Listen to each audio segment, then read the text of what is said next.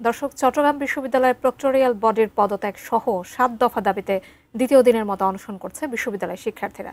Proctor কার্যালয়ের সামনে থেকে বিস্তারিত জানাচ্ছেন আমাদের প্রতিনিধি মনিরুল ইসলাম পারভেজ। পারভেজ, নিশ্চয়ই আমাদেরকে এই কর্মসূচির ব্যাপারে বিস্তারিত জানাবেন। তারা কবে পর্যন্ত আসলে এই কর্মসূচি চালিয়ে যেতে চান? ধন্যবাদ জাকিয়া।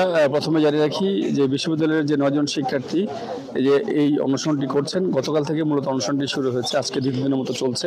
তো আমরা শিক্ষার্থীদের সাথে কথা বলেছি, তারা যেমনটি বলছেন যে এ পর্যন্ত প্রক্টরিয়াল বডি বা কোনো শিক্ষকের পক্ষ থেকে ওনাদের সাথে কেউ যোগাযোগ করেনি। অর্থাৎ আমরা প্রক্টর সাথে যোগাযোগ করছি, প্রক্টর ছুটিতে রয়েছেন।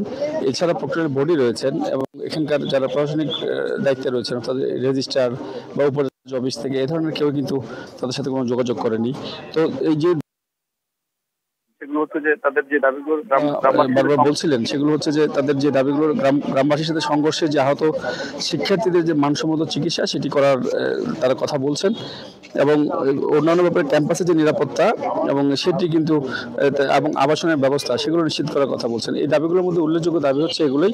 তবে তারা কিন্তু আশা করছিলেন হয়তো তাদের এই দাবিগুলোর সাথে প্রশাসন একটু একমত করবে বা এসে ছাত্রদেরকে হয়তো বুঝিয়ে এটি একটি সমাধানের দিকে নিয়ে যাবে, কিন্তু এ পর্যন্ত প্রায় 2 দিন হতে চললো এই আন্দোলনে, কিন্তু এ পর্যন্ত তারা কিন্তু খুব হতাশ এবং তারা বলছেন তারা যতক্ষণ পর্যন্ত এটির একটি সমাধান তারা দেখতে না পান ততক্ষণ তারা তাদের এই অনশন চালিয়ে যাবে। অর্থাৎ মূল দাবিগুলো হচ্ছে যে ছাত্রদের যাতে নিরাপত্তা নিশ্চিত করা হয় এবং আবাসনের ব্যবস্থা তারা খুব গুরুত্ব দিচ্ছেন আর কি। তো আপাতত এই দ্বিতীয় দিনের মতো যে অনশন কর্মসূচি এই বিশ্ববিদ্যালয়ের এখান থেকে কলা ভবনের সামনে থেকে এতটুকুই রয়েছে।